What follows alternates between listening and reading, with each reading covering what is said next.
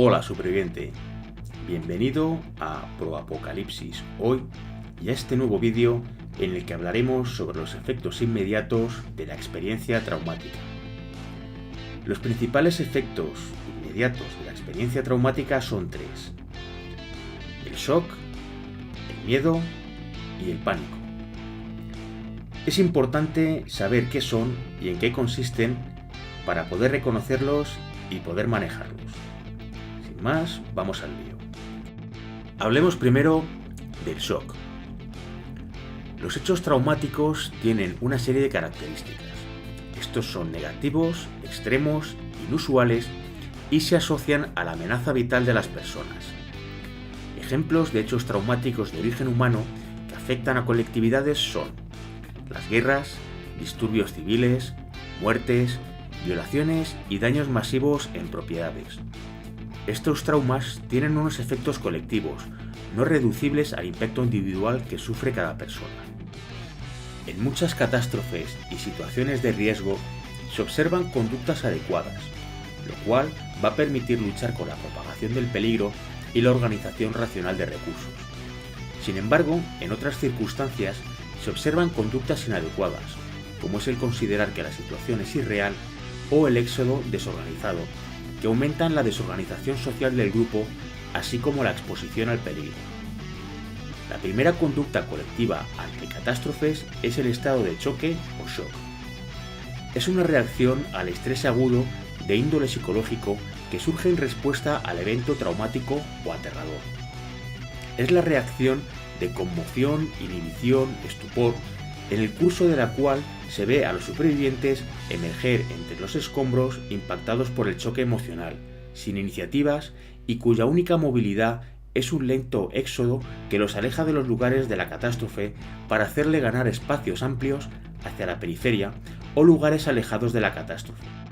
Este efecto afecta a entre el 15 y el 25% de las víctimas de un desastre, ya que la creencia de que la mayoría de la gente reacciona con un estado de shock y de insensibilidad al desastre es un mito popular más que un hecho.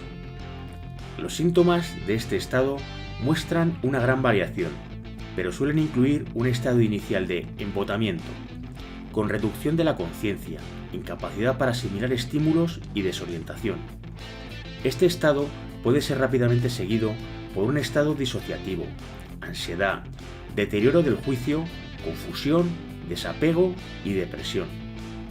Este trastorno puede resolverse con el tiempo o puede convertirse en un trastorno más grave. Pasamos ahora a hablar sobre el miedo.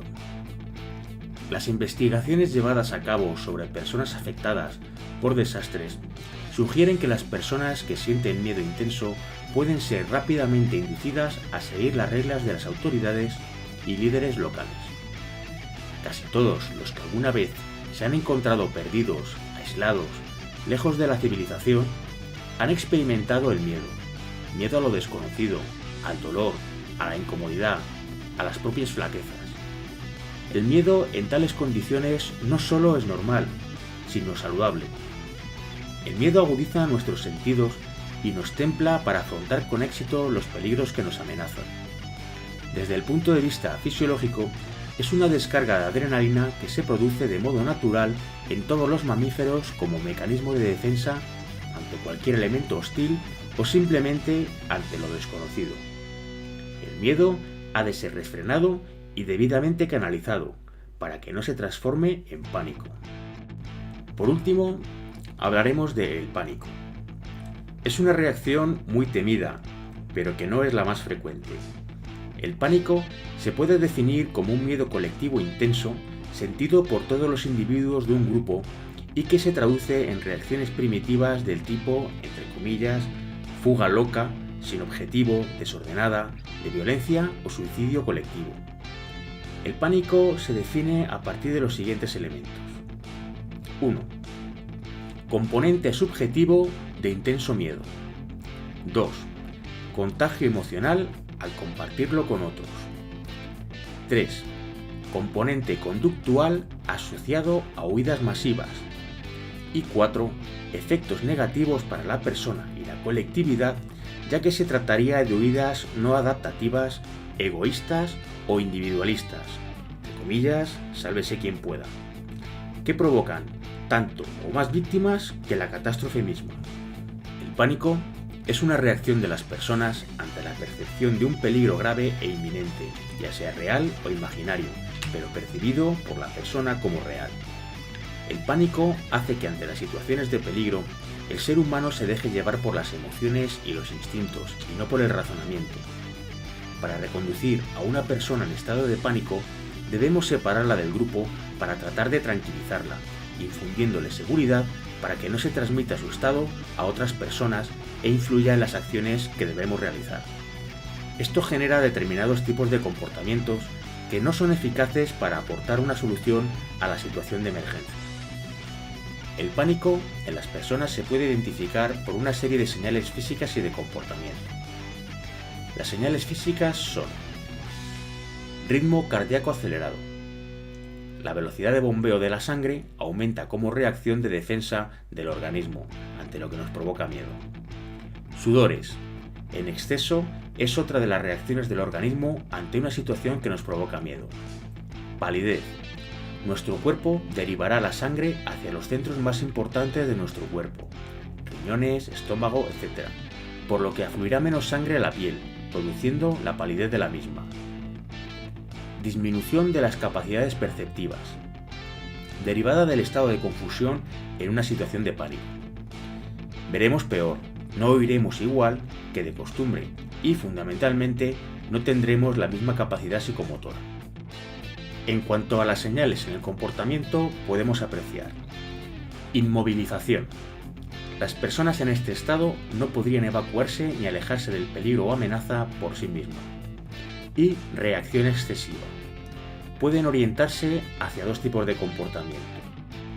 El egoísta, que implica una táctica individual de huida bajo el objetivo de salvarse uno mismo ante todo sin dar importancia a los demás.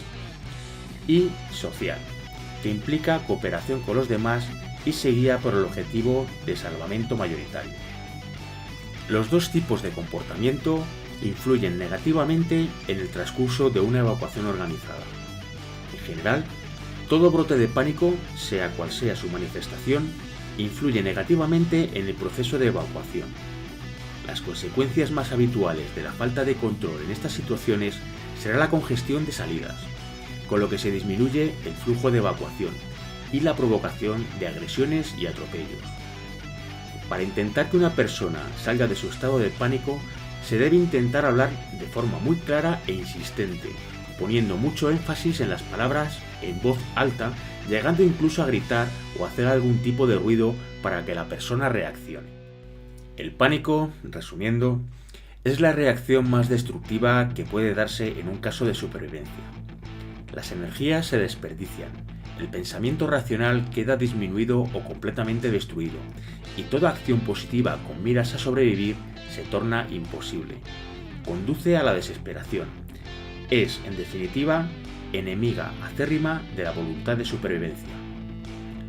Para hacer del miedo un aliado y del pánico una imposibilidad, es menester adoptar ciertas medidas de tipo mental que fomenten en nosotros una actitud positiva. Una adecuada preparación y el conocimiento de las técnicas básicas de supervivencia y psicología inspiran seguridad, lo cual es ya el primer paso hacia el dominio de uno mismo y del medio ambiente, reduciendo las posibilidades de perder el control, sucumbir al miedo o entrar en pánico.